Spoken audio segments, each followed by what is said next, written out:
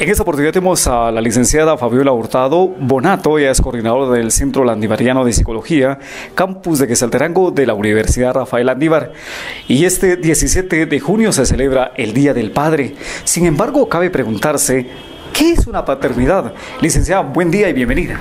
Muchas gracias, José. Les agradezco mucho la oportunidad de hablar, de platicar con los radioescuchas sobre un tema tan importante y tan actual como es la paternidad.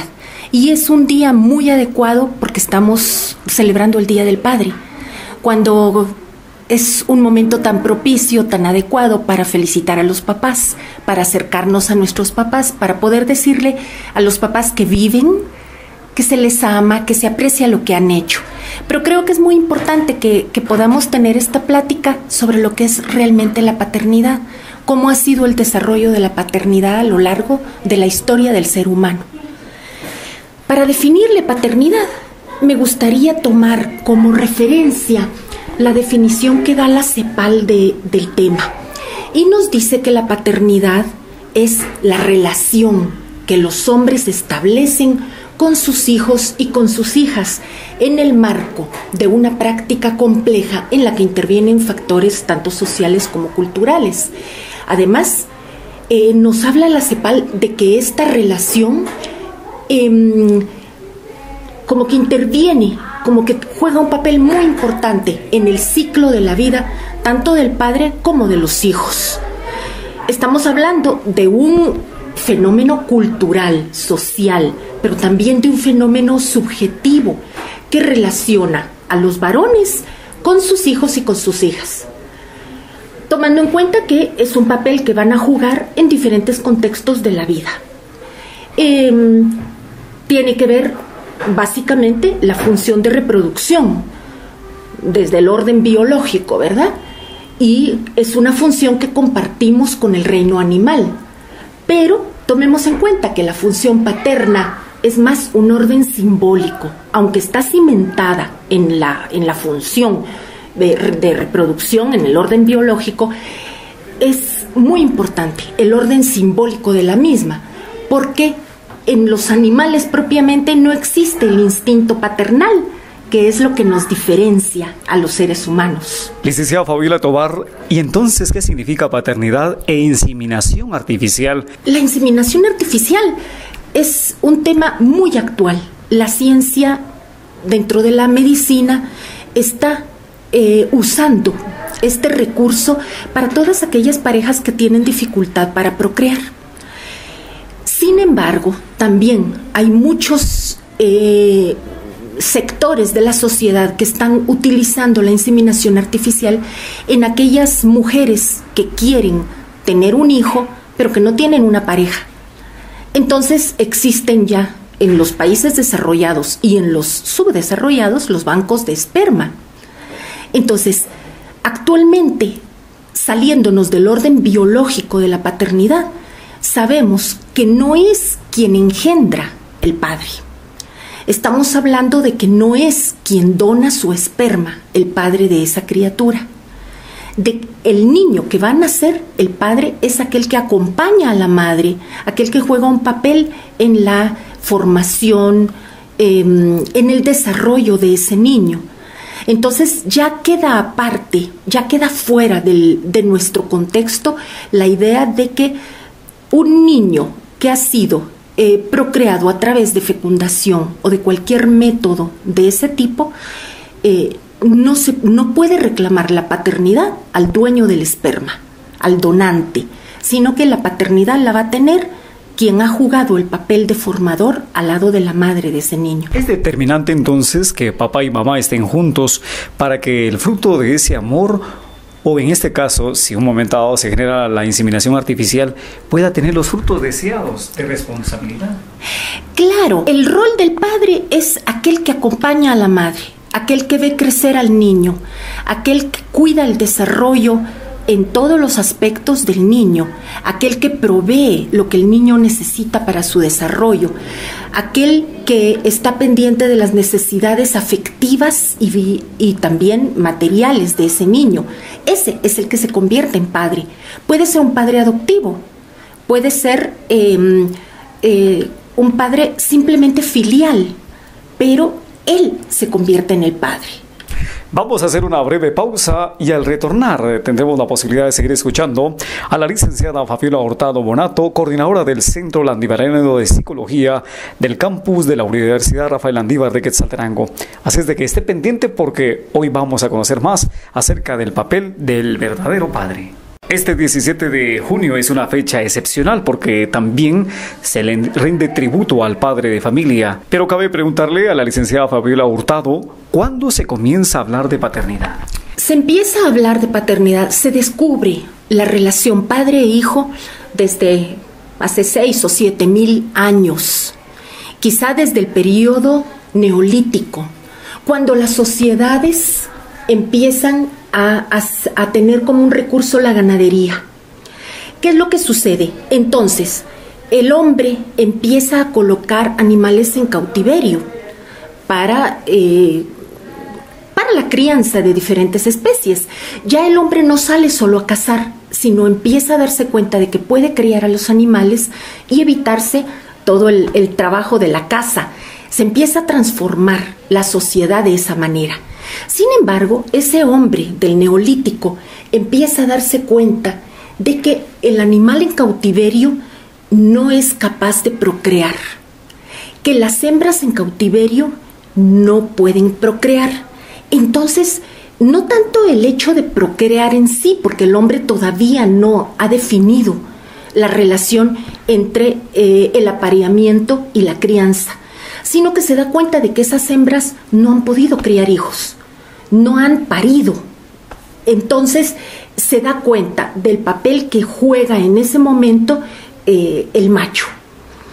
Introducen el macho y la idea de la paternidad empieza a cambiar o se empieza a formar, a generar, porque entonces el hombre descubre que hay una paternidad de por medio, que el macho juega un papel importante y también lo empieza a relacionar con su propia historia, con su propia experiencia.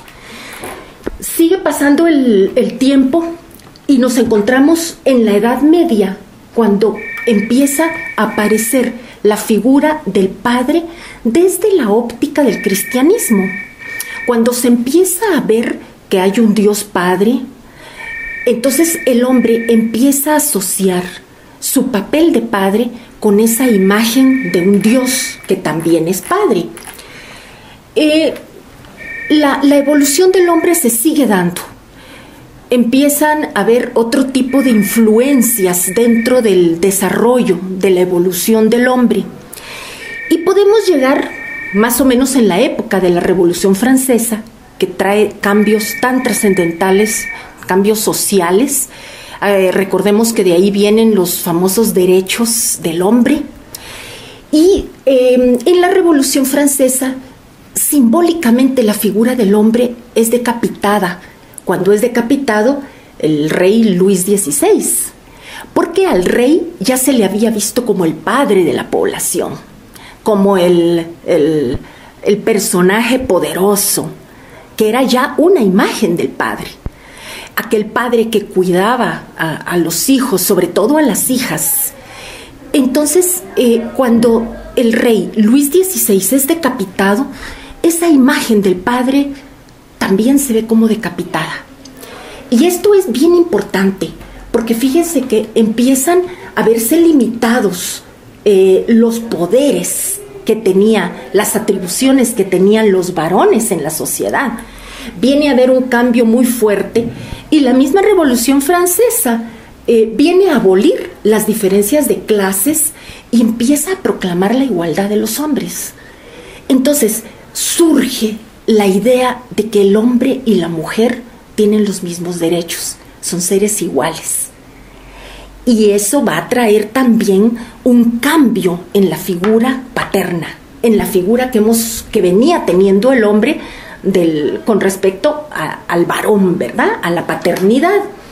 En algunos países europeos es en esta época donde la misma Iglesia se separa del Estado y vienen a haber cambios muy fuertes. La noción del sentimiento de amor paternal y maternal se va definiendo. porque ya el padre empieza a jugar un papel importante. Ya no es aquel padre que muchas veces ni conocía a los hijos, porque se iba a la guerra, se iba fuera en diferentes campañas, y cuando regresaba el hijo había nacido o el hijo ya era grande. Entonces esa figura paterna empieza a transformarse y empieza a surgir ese amor paternal, el amor maternal también, como cosas diferentes. Cuando se acostumbraba que hubiera una nodriza para criar a los niños, empieza la mujer a sentir la necesidad de ella personalmente amamantar a su niño. Todos esos cambios van a ser muy, muy importantes en la función del padre, porque ese padre empieza a tomar contacto con sus hijos de una manera diferente. Luego, siguiendo un poquito adelante con la historia, ya sabiendo que ya sale la Declaración de los Derechos Fundamentales del Hombre, el padre pasa a ser un padre que se somete a la ley, el que encuentra ya una serie de derechos que tiene que respetar en el hijo.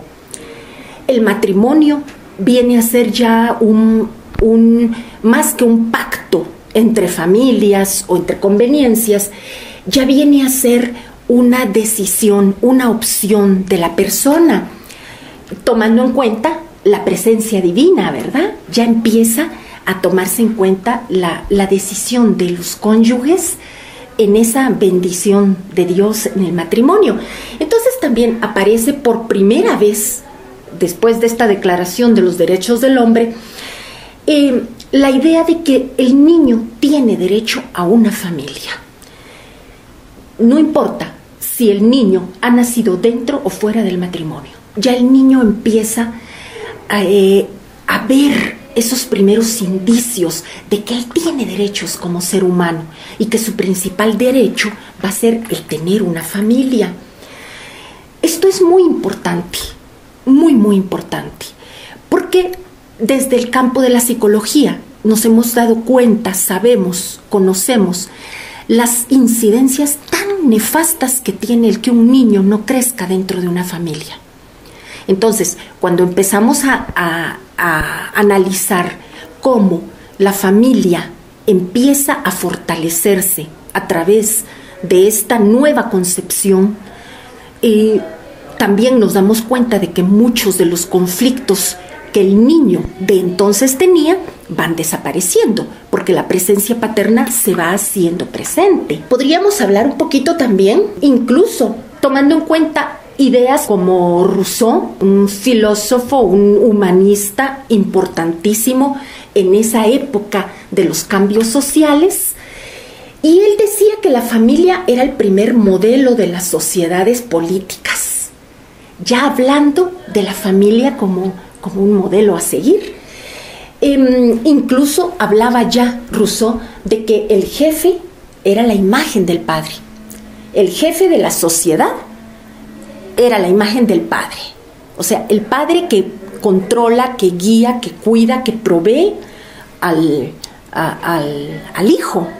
Y además él también hablaba de que el pueblo era la imagen del hijo. Entonces hay un jefe en un pueblo y hay un hijo. Entonces esas comparaciones nos vienen a dar ideas más claras del papel tan importante del padre desde tiempos remotos.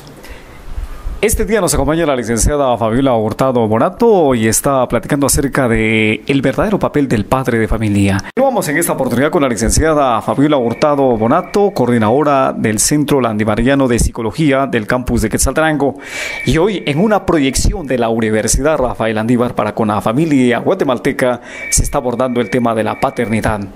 Pero, ¿qué factores han incidido en la nueva concepción de la paternidad, licenciada? Fíjese que es muy importante que mencionemos que en las últimas décadas, ya estamos en el siglo XXI, y en las últimas décadas, finales del siglo XX y esta primera década del siglo XXI, han sido muy marcadas, sobre todo en las sociedades occidentales, porque han habido muchos cambios de valores, porque han habido cambios de comportamientos e incluso de identidades. estamos en una época en la que se habla de las parejas homosexuales, por ejemplo, y parejas que están teniendo hijos o que están adoptando hijos. O sea, han habido muchísimos cambios y son estos cambios los que han generado reacciones donde se habla de que el fin de la familia está cerca, los valores, la decadencia de las costumbres, de la moral, están a la orden del día. La mujer que trabaja y que ahora tiene acceso a métodos anticonceptivos, han sido ideas, han sido creencias, incluso se han convertido casi en paradigmas de que la mujer ha descuidado sus funciones en el hogar, que ahora es el papá el que tiene que cambiar pañales. Y todo esto simplemente lo que ha permitido, si vemos de una manera objetiva, es que el padre de este siglo, el padre de esta época, ha aprendido a compartir plenamente las funciones dentro del hogar. Sabemos lo importante que es el que el padre de este siglo lo ha sido toda la vida, sin embargo, ahora lo estamos viviendo, ya se acerca y acaricia el vientre de la esposa cuando ese niño se está formando. Ya el padre le habla al niño.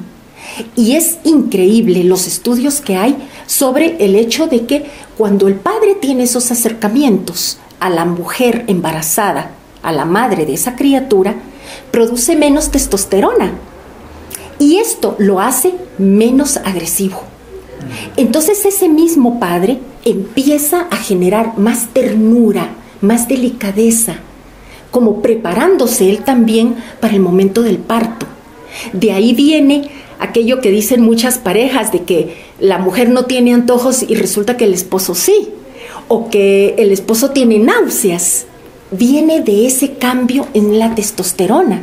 O sea, no es algo imaginario, es algo generado dentro de las hormonas masculinas a través de ese contacto con el vientre de la mujer embarazada, de su mujer embarazada. Entonces, esto es algo importante ahorita, en el siglo XXI, que seamos conscientes de eso para que el hombre vaya jugando ese papel que es tan importante.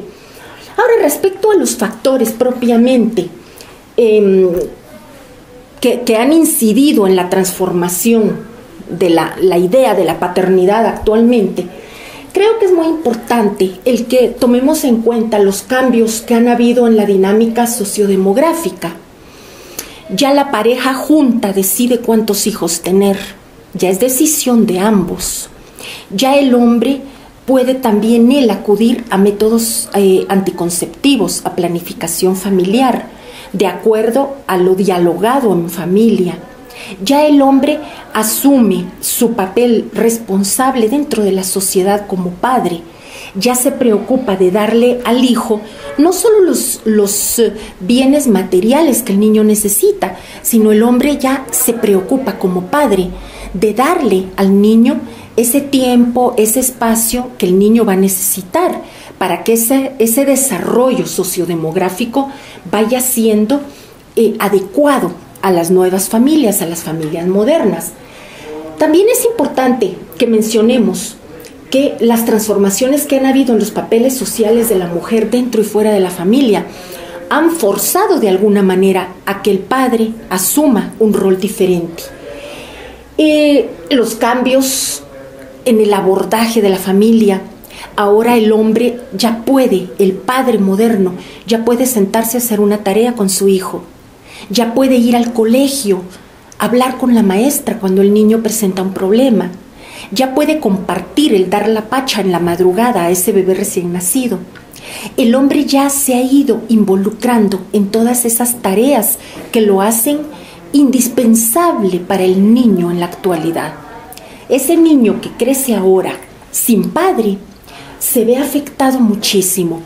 Fíjese que ahora en el siglo XXI la tendencia apuesta a que los hombres creen un vínculo fuerte con sus hijos desde que estos nacen, incluso desde que se están formando en el vientre materno, y que participen activamente en su crianza, concibiendo el proceso de parentalidad en base a los roles compartidos. Ya no es la mujer solamente la que va a cumplir con esos roles, ya los dos van a compartir. Los atributos tradicionalmente considerados femeninos, como la ternura, el afecto, la sensibilidad, los cuidados corporales, todo eso ya no es exclusividad de la mujer. Ya el hombre también puede hacerlo sin que sienta que su virilidad, su masculinidad se ven afectados. De esa manera, entonces, estamos llegando a la parte final de esta entrevista con la licenciada Fabiola Hurtado Bonato en una proyección que mantiene la Universidad Rafael Landívar desde el campo de la psicología. Licenciada, ha sido un verdadero placer haber compartido con usted este tema. Desafortunadamente el tiempo en radio se nos va como agua entre las manos, pero hemos aprovechado la esencia de ese tema. Sus palabras finales, por favor. Agradecerle, José, por este momento de compartir un tema tan bonito y aprovechar la oportunidad para enviarle un saludo afectuoso desde la Universidad Rafael Landívar a todos los padres quesaltecos.